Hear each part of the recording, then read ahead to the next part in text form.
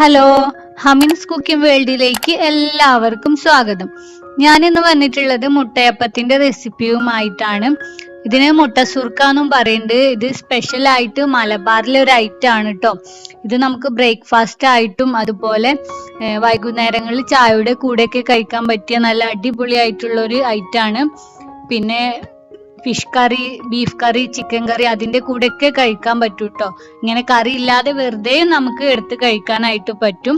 അപ്പൊ നമുക്ക് വീഡിയോ കണ്ടു നോക്കാം.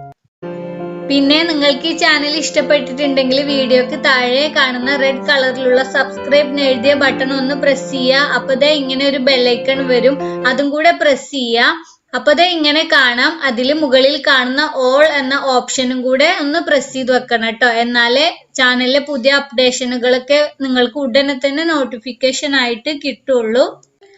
അപ്പൊ നമുക്ക് വീഡിയോ നോക്കാം.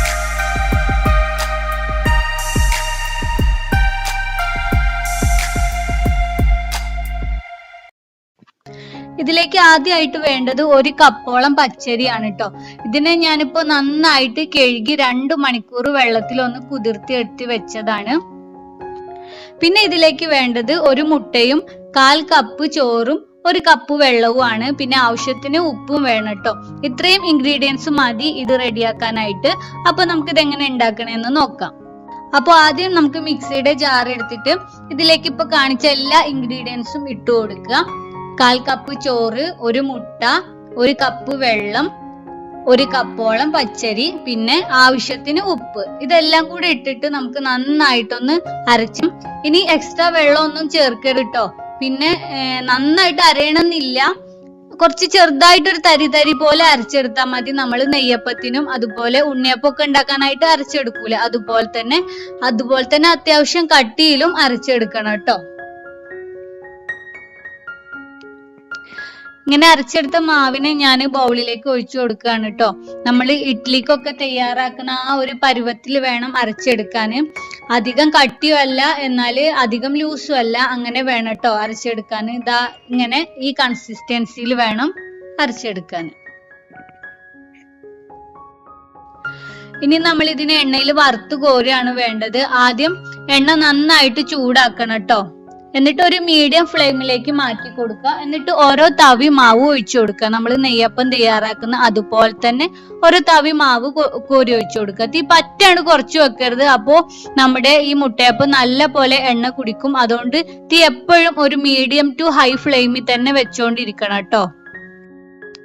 മാവ് ഒഴിച്ച് കുറച്ച് സമയം കഴിയുമ്പോഴത്തേക്കിന് ഇതുപോലെ മുട്ടയപ്പം പൊങ്ങി വരാനായിട്ട് തുടങ്ങും. അപ്പൊ നമുക്കൊന്ന് തിരിച്ചിട്ട് കൊടുത്തിട്ട് ആ സൈഡും ജസ്റ്റ് ഒരു 2 മിനിറ്റ് ഒന്ന് വറുത്തെടുക്കുക. അപ്പോഴത്തേക്കിന് തന്നെ ഇതിന്റെ ഉൾവശമൊക്കെ നന്നായിട്ട് കുക്കായിട്ട് വന്നിട്ടുണ്ടാവും. എന്നിട്ട് നമുക്ക് ഇതിനെ എണ്ണയിൽ നിന്നും കോരി മാറ്റുക. എന്നിട്ട് ബാക്കിയുള്ള മാവ് മുഴുവനും ഉപയോഗിച്ചിട്ട് നമുക്ക് ഇതുപോലെ തന്നെ മുട്ടയപ്പം തയ്യാറാക്കിയെടുക്കാം. നല്ല ടേസ്റ്റ് ആണ് കേട്ടോ ഇത് പ്രത്യേകിച്ച് പറഞ്ഞാൽ കാസർഗോഡ്, കണ്ണൂർ ഭാഗത്തുള്ള ഒരു സ്പെഷ്യൽ ഐറ്റം ആണ്. ഇത് നമുക്ക് ബ്രേക്ക്ഫാസ്റ്റ് ആയിട്ടും അതുപോലെ സ്നാക്സ് ആയിട്ടും ഒക്കെ നമുക്ക് കഴിക്കാൻ പറ്റും. അതുപോലെ ബീഫ് കറി, ചിക്കൻ കറി, ഫിഷ് കറി അതിൻ്റെയൊക്കെ കൂടെ കഴിക്കാൻ പറ്റിയ നല്ലൊരു കോമ്പിനേഷൻ ആണ്. ഇനി കറി ഒന്നും ഇല്ലാതെയും വെറുതെ നമുക്ക് വൈകുന്നേരങ്ങളിലൊക്കെ ചായയുടെ കൂടെയും കഴിക്കാൻ പറ്റുന്ന ഒരു റെസിപ്പി കൂടിയാണ്. അപ്പൊ എല്ലാവരും തീർച്ചയായിട്ടും ഒന്ന് ട്രൈ ചെയ്ത് നോക്കുക. ആകെ കൂടെ കുറച്ച് ഇൻഗ്രീഡിയൻസ് മതി ഇത് ഉണ്ടാക്കിയെടുക്കാൻ. എല്ലാവരും ഒന്ന് ട്രൈ ചെയ്ത് നോക്കിയിട്ട് നിങ്ങളുടെ അഭിപ്രായങ്ങളൊക്കെ അറിയിക്കുക കേട്ടോ. പിന്നെ ഈ വീഡിയോ നിങ്ങൾക്ക് ഇഷ്ടപ്പെട്ടിട്ടുണ്ടെങ്കിൽ ലൈക്ക് ചെയ്യുക, ഷെയർ ചെയ്യുക. അതുപോലെ ഈ വീഡിയോ കണ്ടുകൊണ്ടിരിക്കുന്ന ആരെങ്കിലും സബ്സ്ക്രൈബ് ചെയ്യാത്തവരുണ്ടെങ്കിൽ പ്ലീസ് ഒന്ന് സബ്സ്ക്രൈബ് ചെയ്തേക്കണേ. സബ്സ്ക്രൈബ് ചെയ്താൽ മാത്രം പോരാ കേട്ടോ. സബ്സ്ക്രൈബ് ബട്ടൺ പ്രസ് ചെയ്തതിനു ശേഷം ഇതുപോലെ ഒരു ബെല്ലൈക്കൺ വരും.